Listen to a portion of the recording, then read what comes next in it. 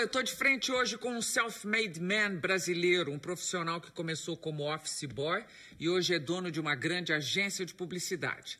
Alexandre Gama nasceu no Rio de Janeiro, mas cresceu em São Paulo, onde fez de tudo um pouco antes de tropeçar na profissão, quando ele resolveu estudar comunicação. O começo não foi fácil, ele só conseguiu emprego por causa das cartas de mamãe, que ela escrevia para os papas da propaganda, pedindo uma chance para o filho querido. Deu certo. Hoje, aos 53 anos, Alexandre é dono de seu próprio nariz e da Neogama BBH, uma das 10 maiores agências do Brasil. Com um portfólio de grandes clientes, Alexandre Gama prega a sustentabilidade e a ética nos negócios.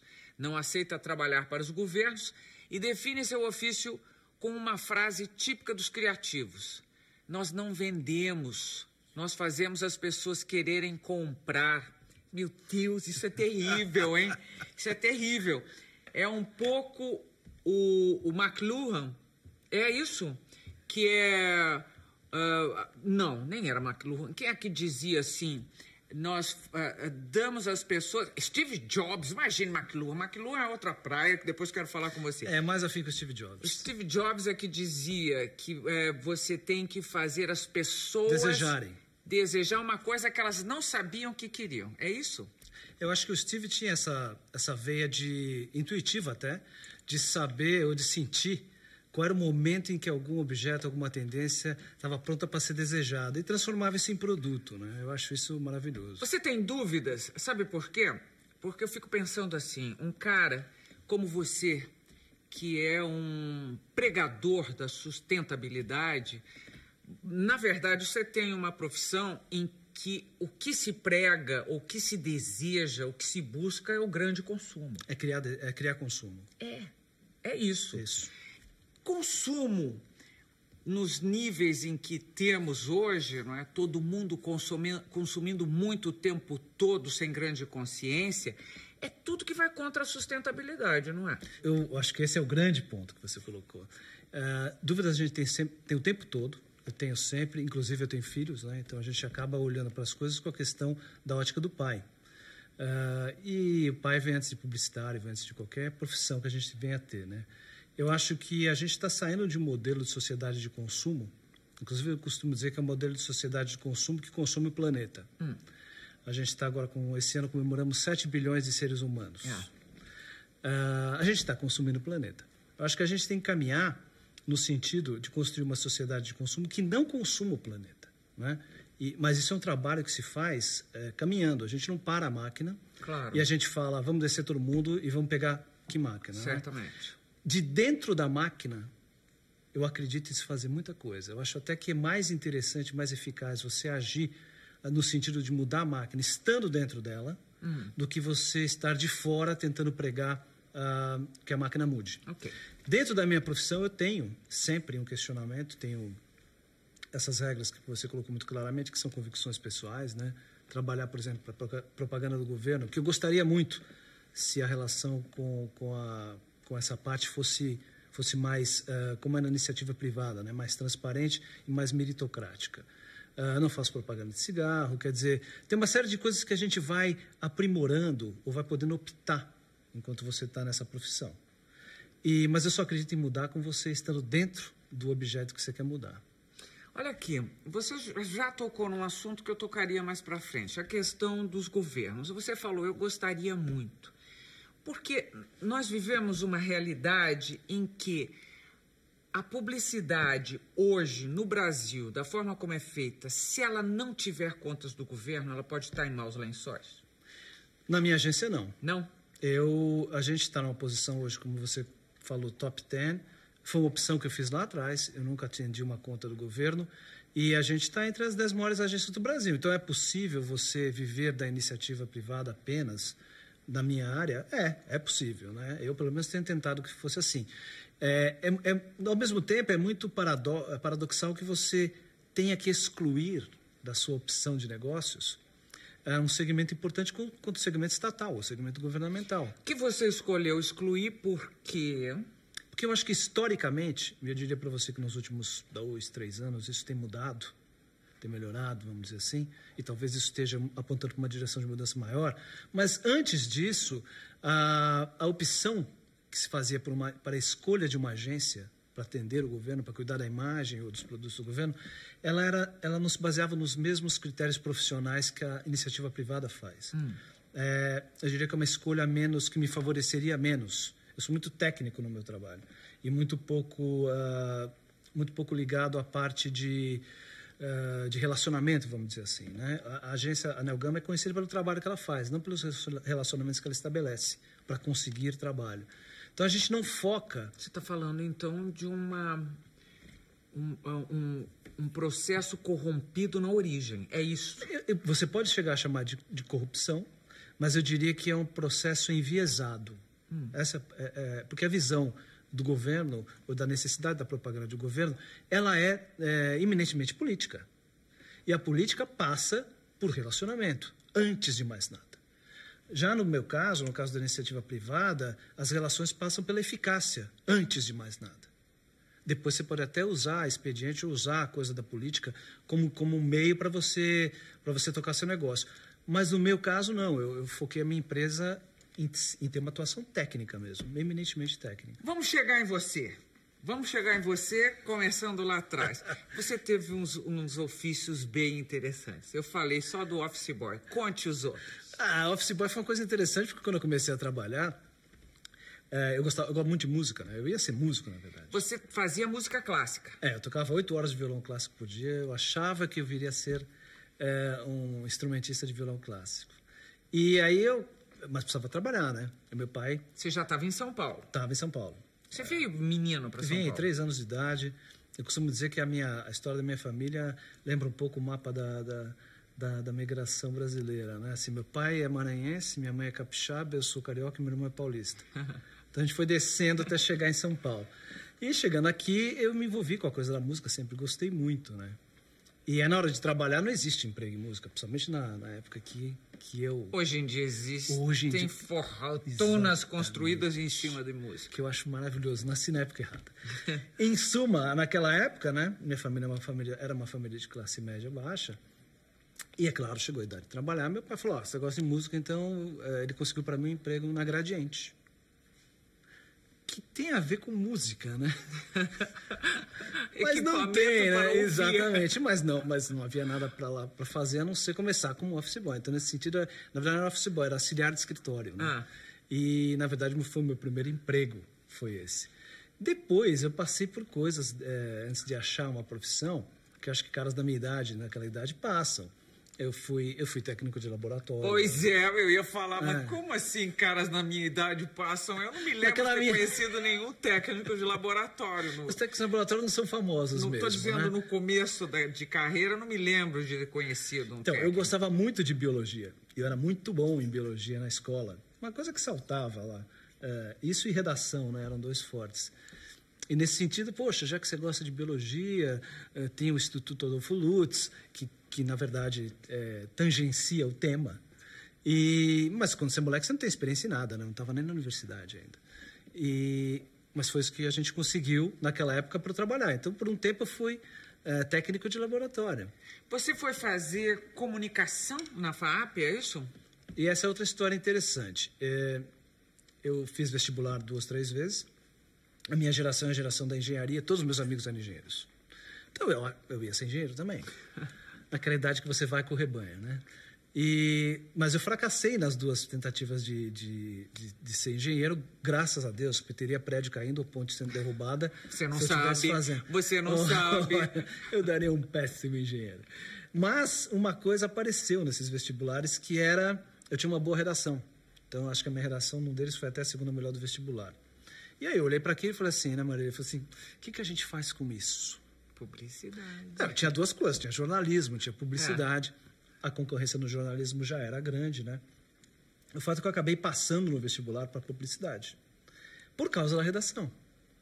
E aí as coisas tomaram esse rumo. Olha, você sabe que eu acho que a redação é essencial, mas sabe, eu tenho uma imagem de publicitário que você tem que me dizer para mim, você tem que me dizer, é bobagem ou não? Publicitário todo publicitário tem uma vocação para humorista? Não sei. Não, pensa Eu não tinha pouco. pensado nisso. A gente trabalha com humor. É. E é verdade. E não tem uma vocação para o improviso. Isso é verdade. Para a resposta pronta, Pra... e é sempre bem-humorada, é o que dá como é que fala? Dá como é que fala isso? Uma virada no... não é virada. Quando a gente passa a perna em alguém, a gente chama aquilo como... Uma rasteira. Uma rasteira. Sim. Dá uma rasteira no que o outro está dizendo, apresentando uma outra razão, e sempre com muito humor. Não é assim? Eu acho que tem um pouco de... Procede o que você está falando, sim. Tem essa coisa do raciocínio rápido, principalmente o pessoal que trabalha com a parte de redação, acaba tendo essa coisa de misturar a resposta rápida com o raciocínio rápido e tendo que lidar com o problema de maneira muito rápida, né? Eu só conheço publicitário metido engraçadinho. Eu quero ver até o final dessa Esse entrevista quantas coisas você vai me fazer de gracinhas aqui. Nós estamos terminando o primeiro bloco de frente com o publicitário Alexandre Gama e voltamos em seguida. Até já.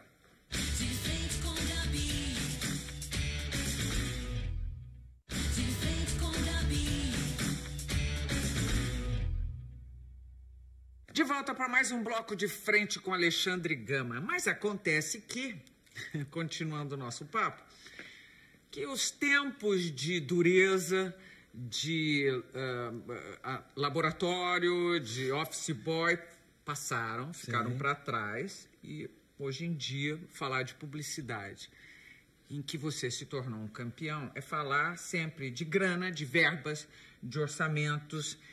Agora, é falar também de crise.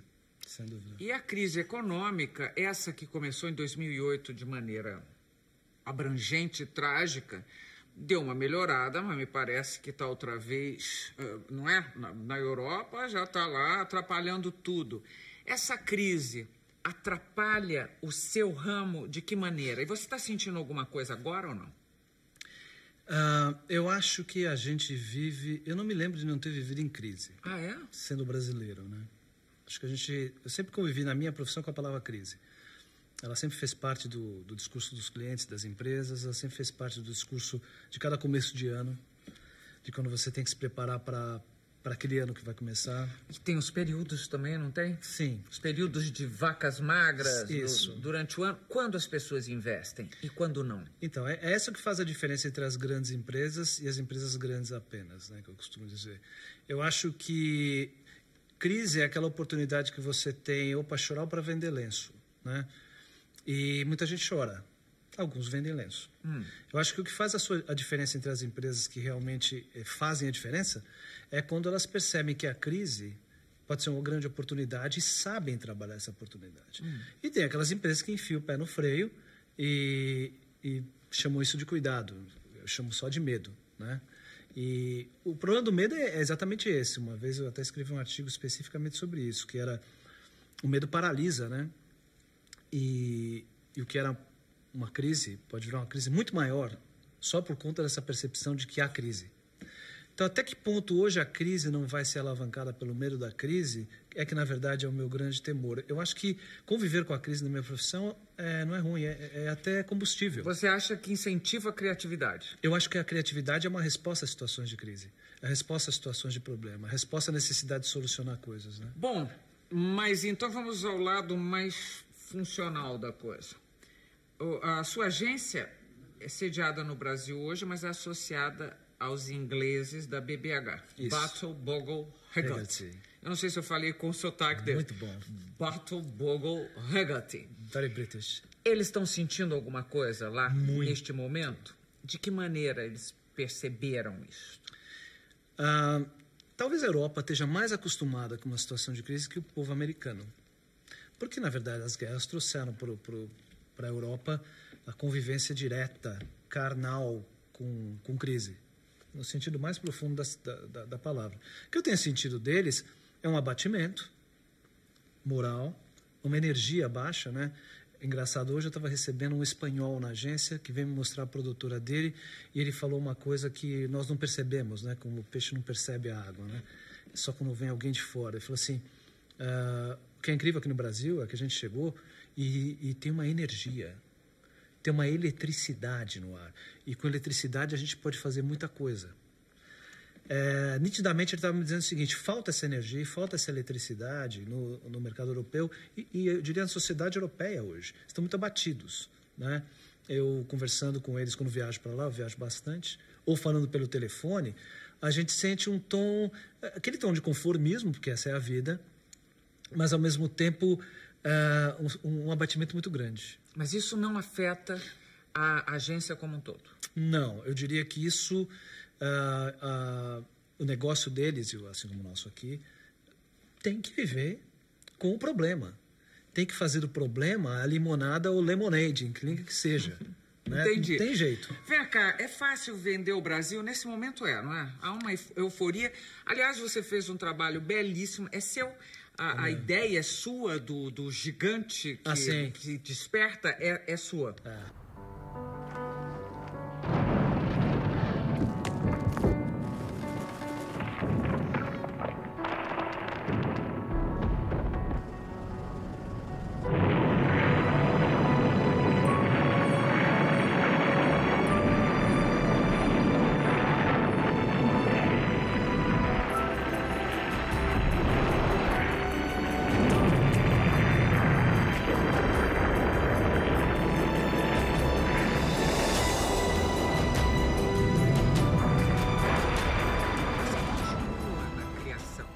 Você não conseguiu se afastar? Eu nunca saí dela. Eu acho que é o que eu sei fazer, é o que eu acho que me levou para onde eu fui e me dá prazer.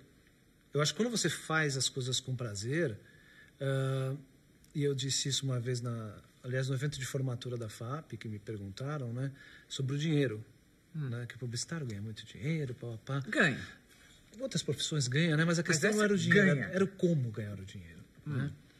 Eu falei, olha, engraçado, eu diria o seguinte: procure fazer bem aquilo que você gosta muito de fazer. Se você fizer muito bem aquilo que você gosta muito de fazer, quando você olhar atrás, tem uma opção de dinheiro. Mas não vá atrás do dinheiro, porque o dinheiro é um bicho arisco, arredio, e não gosta de ser caçado.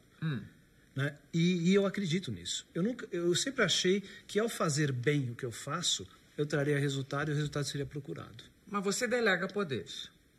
Delego. A agência hoje eu tenho 2 sócios. A agência tem quase 300 pessoas. Né? Eu tenho uma condução muito personalista, porque eu sou... ainda detenho a maioria da agência, então eu tenho uma responsabilidade com aquela coisa do olho do dono que engorda o boi. Então não dá para tirar o olho do boizinho. Mas eu conto com a minha equipe, eu conto com as pessoas. Mas eu fico pensando, se você... ponto, ele não vai dar essa... não vai me deixar criar aqui nessa, ele vai querer pegar isso. Isso deve ter lá. Eu não consigo pegar todos os trabalhos, nem que eu quisesse, né? Por mais fominha que a gente seja. Esse projeto de Johnny Walker, na verdade, eu fui... O executivo mundial da Diageo veio ao Brasil, pediu para falar comigo e me passou essa responsabilidade pessoalmente. Falou assim, olha... A do rock já era sua também? Do rock, do cara que conversa no espelho? Não era sua ainda? Essa foi importada. Mas era filmada no Brasil? Não, aquilo é adaptado. Esse é um grande... adaptado, é isso. Essa é uma grande...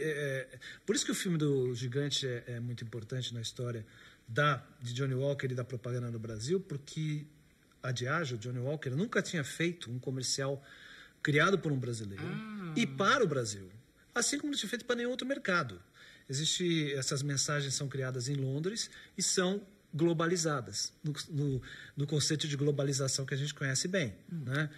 Foi a primeira vez em que eu ouvi da boca de um estrangeiro, assim, olha, o Brasil está num momento maravilhoso, nós daqui de fora não entendemos totalmente esse momento, portanto não achamos que somos capazes de fazer a melhor mensagem para esse momento. E você apreendeu o que ele quis dizer com não entender o nosso momento, esse momento maravilhoso? Por que eles se confundem com a gente? O que somos nós aos olhos deles? Eles têm uma admiração muito grande. E, ao mesmo tempo, acham que a gente é uma improbabilidade científica. Porque... A gente, tipo assim, como a galinha que tem asa, mas... como o besouro que tem asa não deveria voar, mas voa. Às vezes eu ouço frases sobre o Brasil muito interessantes. Tá embutido ali que a gente, de certa forma, é muito empírico, é muito, talvez de uma certa forma, irresponsável com o que tem na mão, e mesmo assim dá certo. A melhor definição que eu vi uma vez foi numa campanha feita por um inglês, que eu estava supervisionando, que era sobre o Brasil. E a frase era assim: no Brasil não existem linhas retas. E eu entendi o que ele quis dizer. É assim, a gente tem uma dificuldade, a gente dribla. Eu acho até que um pouco da incapacidade da gente resolver coisas que já deveriam ter resolvidas vem da nossa capacidade de driblar. Porque driblar é mais fácil do que ter que parar para resolver. Que é um pouco a mentalidade do colonizado, acho. Talvez. Há que se driblar o colonizador para se conseguir alguma coisa. Acho que sociologicamente tem tudo a ver. Olha, aquela hora eu citei o McLuhan na hora errada, porque na verdade era Steve Jobs. Mas agora eu vou de McLuhan. Diga. Esse canadense extraordinário, né, um papa da comunicação, no século XX... Oh, meu Deus, faz tanto tempo. É verdade. É verdade. No século XX, o Marshall McLuhan disse que o meio era a mensagem.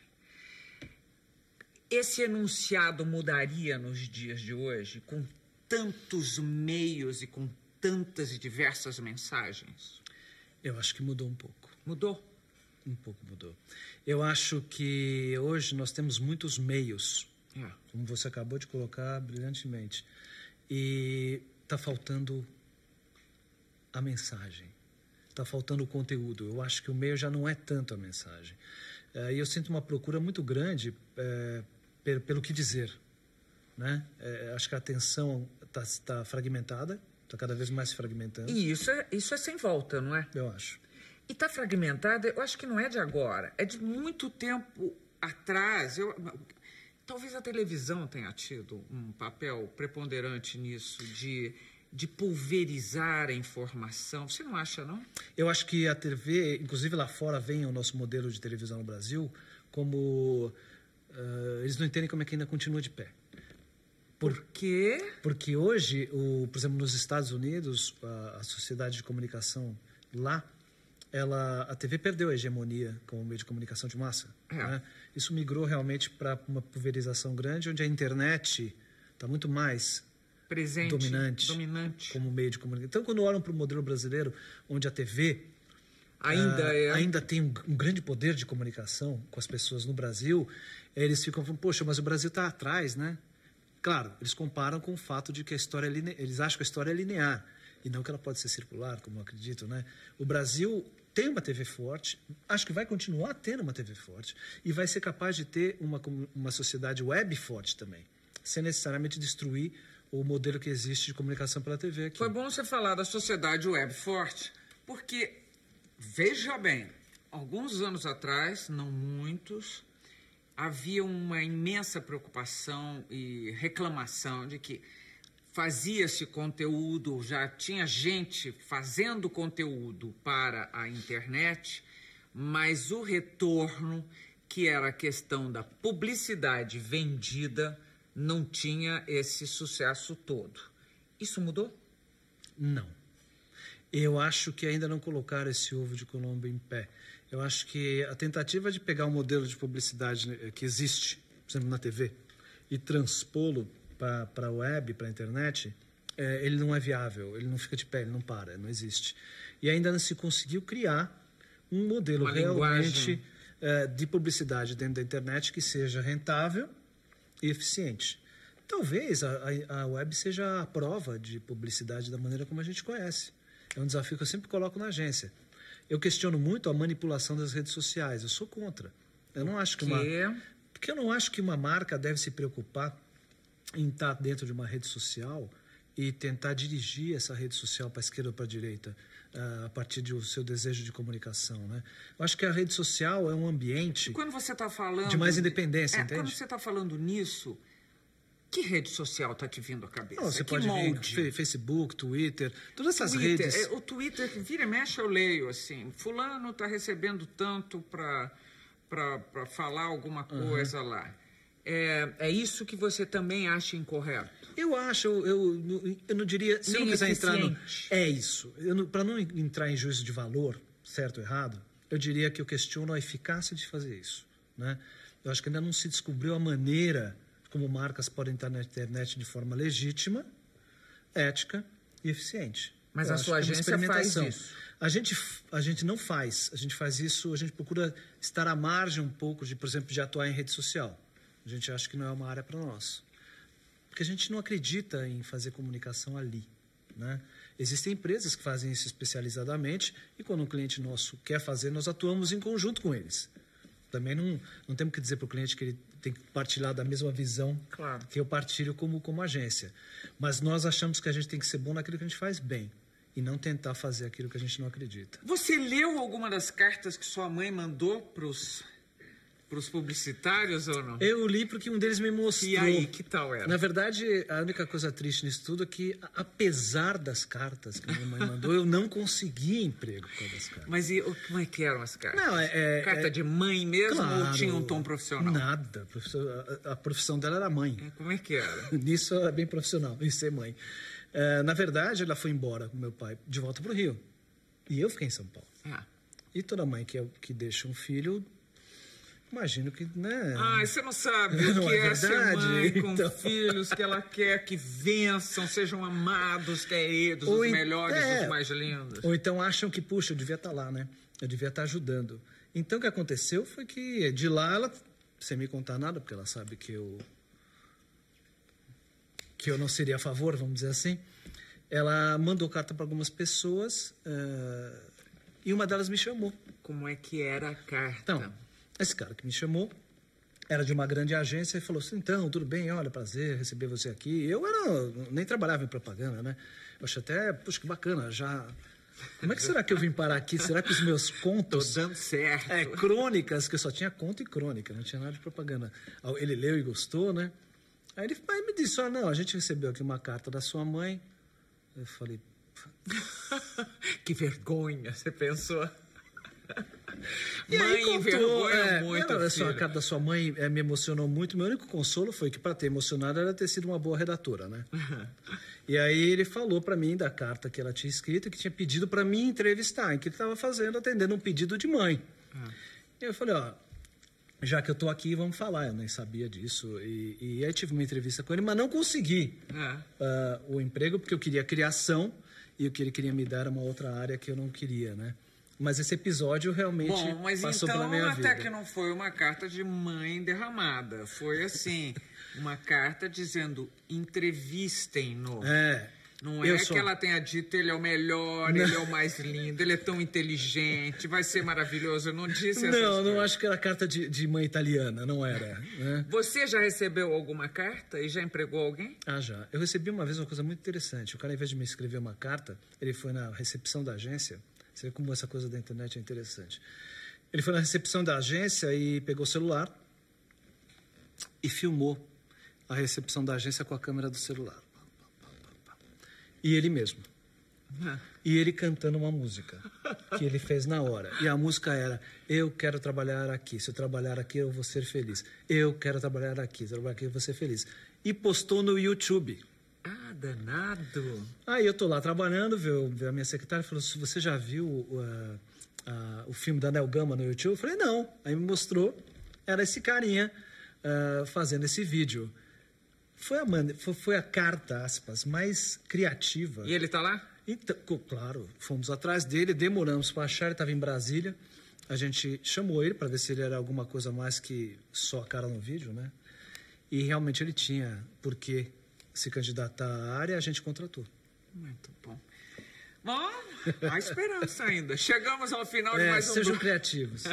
Chegamos ao final de mais um bloco de frente com o publicitário Alexandre Gama. Voltamos daqui a pouquinho. Até já.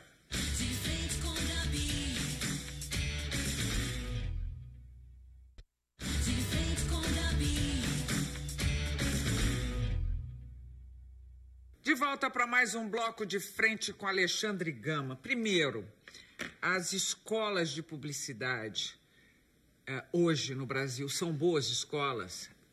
Está saindo gente interessante para esse mercado ou não? Pensou demais. Pois é. Eu acho que as escolas... essa profissão é um pouco... Ela é uma parte de teoria e uma parte prática. E a parte prática é muito importante. E eu não sei dizer para você qual parte é maior. Eu tenho a minha intuição. Acho que a parte prática ainda é maior. Mas eu reconheço o valor que existe em você ter uma parte teórica, a parte preparatória, né? Uma formação acadêmica mesmo. Que é importante. Eu acho que desde quando eu fiz faculdade para agora, acho que melhorou muito. Ah, é? Quando eu fiz, acho que eu peguei a segunda turma só do curso de publicidade da faculdade, e você via claramente Aliás, só 2 pessoas se formaram? 2 sobreviventes, eu fui um. E os outros todos alunos? Foram saindo ao longo do curso, ou descobrindo que não era aquilo que eles queriam, ou não se encantaram, né? Sobraram só 2, realmente. Agora, hoje eu acho, hoje o curso de comunicação é um dos mais procurados, se não ainda é o mais procurado por professor. Comunicação publicitária. Exatamente. Né? Então, assim, eu acho que cresceu muito a qualidade, tem mais currículo. Existe uma contribuição boa das escolas. O que eu acho é que eu tenho visto, é que como essa profissão depende muito também da parte teórica, da parte prática, que o próprio candidato, o próprio estudante tem que agregar a sua formação, eu tenho notado que a qualidade técnica das pessoas não é a mesma. Deixa a desejar? Eu acho, por exemplo, as pessoas não estão lendo o que elas liam. E na formação de alguém que trabalha com criatividade, isso é... Mas olha, eu também... mas eu tenho certeza. Agora, é que são outras épocas. Outra geração. É outra geração. Quer dizer, as pessoas hoje em dia, a informação é basicamente pelo computador. É isso, né? Eu não sei, eu intuo que seja isso, mas eu acho que assim, o prazer de ler, independente se é papel, se é o Kindle, se é o iPad, o prazer de ler tem que existir. Quer dizer, o meio, aquela coisa do meio da mensagem que você estava falando, para mim o conteúdo, ele é fundamental. Se você vai acessar ele pela internet, ou por aqui ou por ali, eu acho que é outra questão. Acho até que hoje a responsabilidade por ler ou se informar, ter uma formação, é maior porque você tem mais meios. Você nem pode dizer, não tive acesso a esse livro. Imagina, hoje você nem precisa comprar o livro. Você vai na internet, como você colocou, você tem acesso a isso. Então, acho que o acesso à informação nunca foi tão grande. Mas eu não sei se a disponibilidade... tipo de informação, é isso que eu estou dizendo. Também. Quer dizer, você falou, pega um Kindle e lê um livro, ok, mas não é isso. Quando eu digo assim, a informação é pelo computador, eu estou imaginando dar lá uma googada, tem um resultado rápido. Isso existe muito. Não é isso, não? Isso existe muito. Que é quase a orelha dos livros que a gente leu. É isso. As pessoas não estão indo fundo nas coisas, estão indo horizontalmente nas coisas. Tem muita coisa e você vai só horizontalmente nela. O que é que... Você citou esse carinha que hoje vocês contrataram, que foi muito criativo.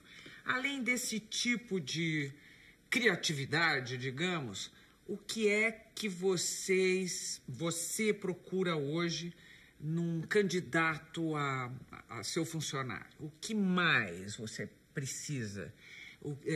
Que tipo de... não é característica. Que tipo... Qualidade? Qualidade. Que tipo de qualidade você busca?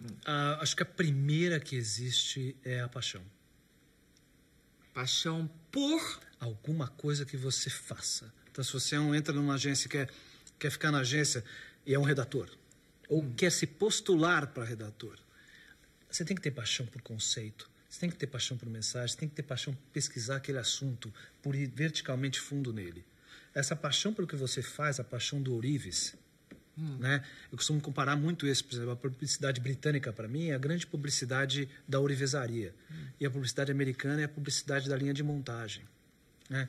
Eu acho que aquela coisa do ourives, do cara que vai fundo no que ele gosta, que se aperfeiçoa, se torna um especialista, conhecedor do que ele faz, para mim essa é a primeira grande qualidade. Mas, Alexandre, essa não é... Eu acho que você está falando... Essa não é a publicidade que ganha prêmio, mas que não vende? Hoje em dia, o que eu vejo muito é o varejão. Não é isso? Por que existe tanto varejão? Não é que vende mais? Então, acho que a qualidade das coisas no Brasil... eu diria que a gente está ainda construindo um critério de qualidade sobre várias coisas no Brasil. Critério de qualidade... cidadania, critério de qualidade mais elevado na área de sustentabilidade. Quer dizer, o Brasil hoje está precisando subir um pouco as suas barras em termos de qualidade. Isso para tudo, recursos humanos, convicção, tudo. O negócio do varejo é uma demonstração de que o país, às vezes, pensa muito a curto prazo. Né? O varejo é só até sábado. Às vezes, o Brasil é só até sábado. Agora, a gente está com oportunidades incríveis na mão, como, por exemplo, organizar a Olimpíada, Ótimo, eu ia organizar falar sobre a isso. Copa. Então, diga. É aquela coisa, cuidado com o que você quer, que você pode conseguir. E aí você vai ter que entregar. Então, o Brasil tem uma oportunidade histórica, está na vitrine do mundo e tem que ter estatura agora, para ser a altura de duas missões como essa. Para dizer só o mais visível, tem uma série de outras coisas mais importantes até. Mas acho que agora o momento é aquele momento dos fazedores e não dos faladores. Tem muitos faladores no Brasil. Mas esse é o momento que define os fazedores. Eu acho que os fazedores precisam ser chamados para contribuir e ter espaço para os fazedores fazerem agora. O Brasil está precisando dessas pessoas.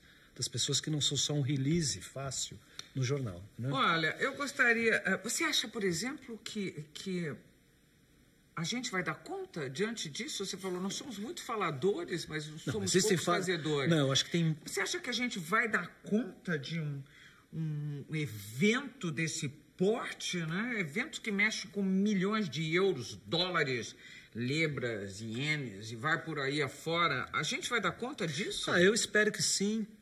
Sinceramente, espero que sim. Sinceramente, tenho fé que sim. Se o gol for aos 45 do segundo tempo, que seja, eu acho que não precisa ser. Eu acho que a gente pode planejar tudo e executar antes. A gente tem bala para isso tudo. Acho que a gente tem. A gente tem. A gente precisa parar de achar e de duvidar um pouco. A gente só precisa ir lá e fazer. Agora, precisa começar a fazer. Acho que o Brasil de agora, é isso que eu estava passando muito para a minha equipe, é o Brasil de pessoas que planejam objetivos e vão buscar os objetivos. É um Brasil menos tático. A gente precisa ser menos tático agora e mais estratégico. Né? Essa coisa que você falou do varejo é porque existe uma mentalidade ainda muito tática no Brasil. Mas o Brasil está sendo forçado a buscar uma veia estratégica. Pensar mais no longo prazo, pensar mais na base, na infraestrutura. Infraestrutura não estou falando nem da parte do governo, foi infraestrutura de modo geral, na vida, até no dia a dia do que a gente faz. Então, eu acredito sim que dá para fazer e que vamos fazer. Eu acho que a Copa está mais sacrificada. Eu acho que a Olimpíada tem mais chance. É isso? A Copa está mais sacrificada porque ela está mais perto. Né? Eu acho que tem menos tempo para a Copa. Por outro lado, tem mais energia para a Copa, porque o Brasil se identifica muito mais, sem de novo juízo de valor nisso, se identifica muito mais com o que existe no futebol do que não existe numa Olimpíada. Né?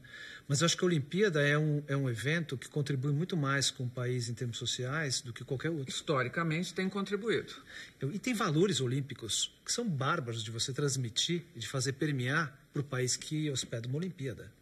Todos os valores olímpicos são muito bonitos e ajudam muito um país. Né? A virada que houve em Barcelona, quando a cidade abraçou o ideal olímpico, nunca mais se transformou a cidade. É o melhor resultado conhecido, me parece. Acho que sim. Em Olimpíada, o melhor resultado a longo prazo foi o de Barcelona, não é isso? Eu acho que existe Barcelona antes da Olimpíada e depois. Bom, agora vamos voltar a um assunto mais terra. Os preços de patrocínio para esses eventos, eles estão aceitáveis?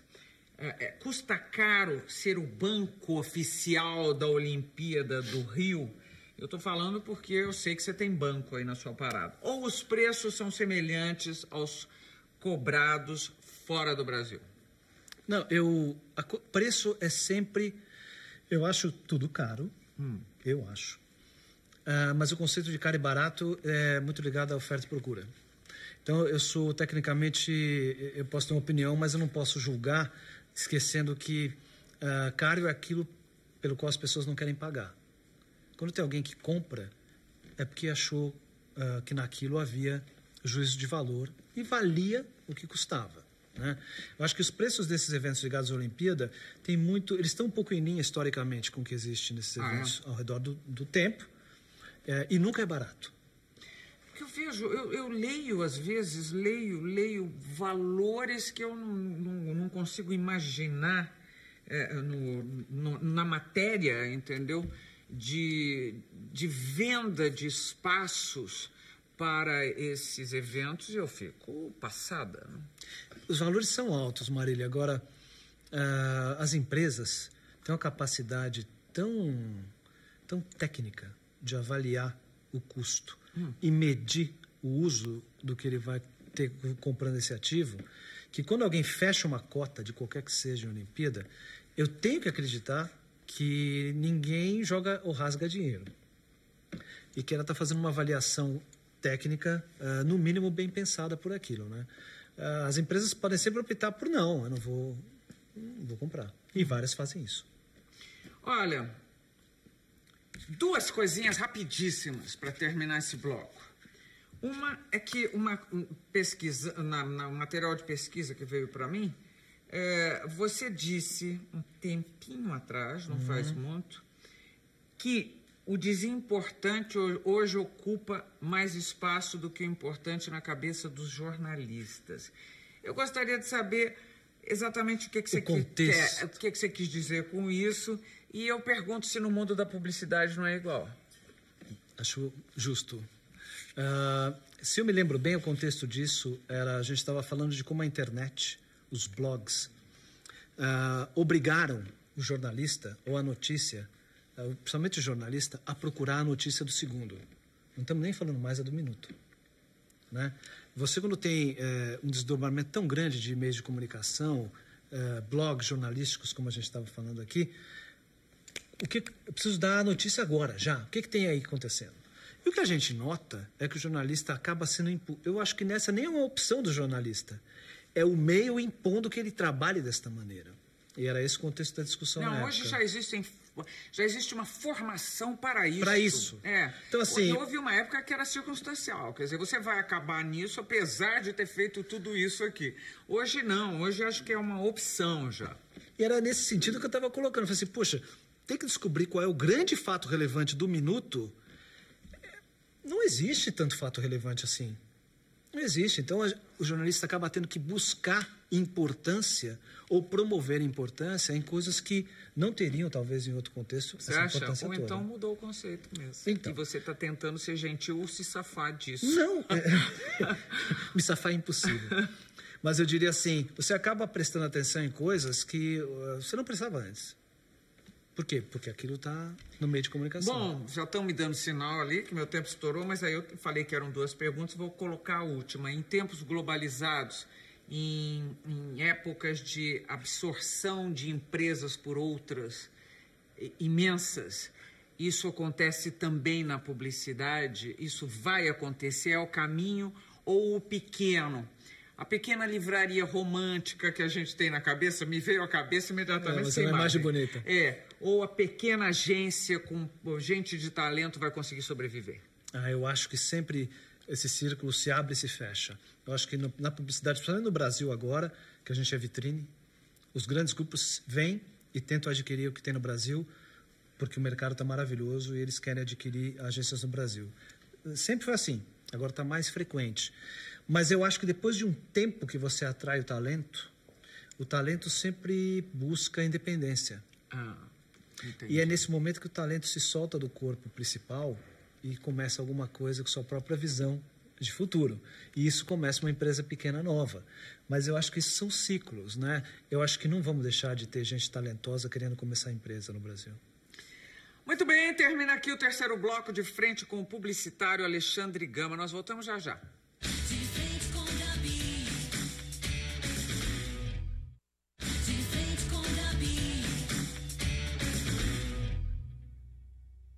De volta para o bloco final, de frente com o publicitário Alexandre Gama. Bate-bola, jogo rápido, teimosia. Um defeito. Criação. Uma paixão. Mentira. Abominável. E a verdade? Difícil. Sonho. Realizar. O maior medo? Não sei. Não sabe? Barata, rato, morte. Moto. Medo de moto. Obrigado, me ajudou. A alma do negócio. A criatividade. Concorrência. Leal. Credibilidade. Fundamental. Sustentabilidade. Uma utopia possível. Futuro. É hoje. Brasil. É hoje. Alexandre Gama por Alexandre Gama. ser feliz. O que é isso? Fazer o que eu gosto. Eu estou pedindo uma definição de Alexandre Gama. Eu sou gêmeos com ascendente em gêmeos, então nós 4 temos que sempre constantemente estar tentando nos entender. Nós 60. Obrigada pela entrevista, Alexandre. Estaremos de volta no próximo domingo, logo depois do Silvio Santos. Até lá.